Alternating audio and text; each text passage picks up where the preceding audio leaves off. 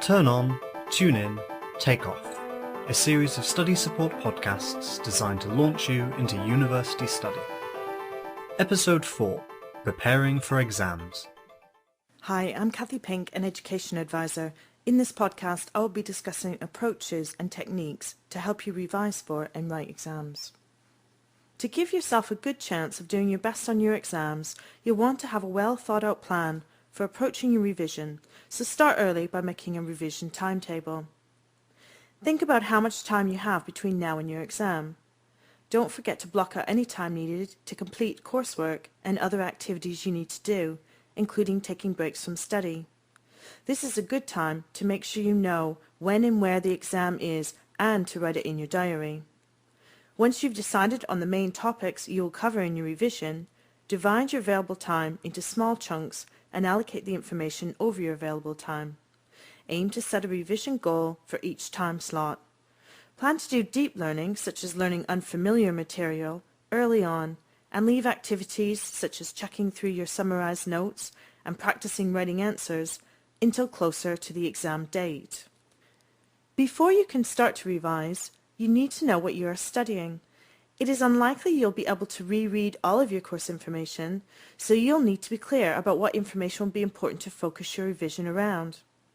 Exams will be based on the work you have covered during the year, so have a look at the main topics and subtopic headings from lecture notes and handouts for an overview of what has been covered. Aim to make condensed notes from all the information you've gathered and to identify the key points, including important examples and evidence for each topic. Pay close attention to particular questions or topics which have been emphasized during the course. Listen to anything your lecturer has told you about the scope of the exam. If pre-exam tutorials are offered, it could be helpful to attend. As you revise, keep summarizing your notes to make them easier to study from. You are working towards reducing your notes to master summary sheets. To do this, you could write a heading and come up with one word to represent each key point under that subject, and keywords to represent examples or evidence to back that up. Remember, it is important to make sure you understand the information when you do this. If it works better for you, write the information as a chart or a mind map. Make sure that your revision is effective by making it active. The least effective study approach is to read your notes over and over again. It is better to interact with the material and make it meaningful. Walk around the room, talk to yourself, ask yourself questions and answer them. Think up questions that combine two different topics or combine topics in an unusual way. Discuss the topic with a classmate and make up questions to ask one another. Remember, you need to be able to recall this information when you get into the exam, so practice this. For example, read your notes and then cover them and recall what you've just read. For each amount of time you spend reading information, try to spend the same amount of time on recalling and remembering it. If previous exams are available, it's a good idea to get hold of these to get an indication of the types of questions which have been asked in the past. You can also see how effective your revision techniques are by trying out these papers, to see if you'd be able to apply what you've learned to answering those questions. You might not want to take the time to complete the exam papers in full, but you could practice your exam writing technique. To practice writing an exam question, sketch out a rough outline in, for example, 10 minutes. Go back to your notes and see what you've missed.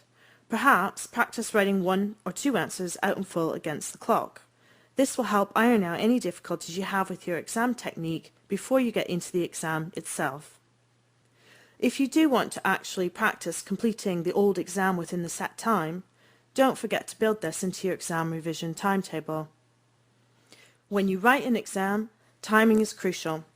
Whatever you do, it's very important to finish the exam, as it's easier to pass by answering all of the questions rather than answering only some of them very well. Speed in an exam is to do with having a clear plan as to how you intend to use your time. Your lecturer will probably have given you some idea of what to expect in terms of how the exam will be broken down, for example with multiple choice questions or essay questions. If you know in advance how many marks each of the questions will be worth, you'll be able to decide how to divide your time equally, and therefore how much time you'll allow yourself for each question. Don't forget to leave some time for jotting down outline answers and ideally checking answers at the end. When you start the exam, you may want to take a few seconds to glance over the whole paper. If you have a choice of questions, know what subjects you're looking for and perhaps even put a tick beside the ones that you know you'll want to answer. You might want to quickly jot down the time you need to move on to the next section or question in the margin of the paper. If you're running out of time or falling behind with the timings you've scheduled, draw your answer to a close as quickly as possible.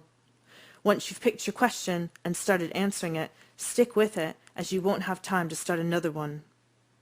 During the exam, make use of the techniques you have learned. Take the time to read each question slowly, underlining the key points. Make sure you really understand what the question is asking for before you start writing, as time is valuable and you will only get points for material that answers the question. Think about what areas of the course and topics the question relates to, and what ideas, terms, evidence, and examples from the course you can include in the answer. Then think about what a good order to discuss the points might be.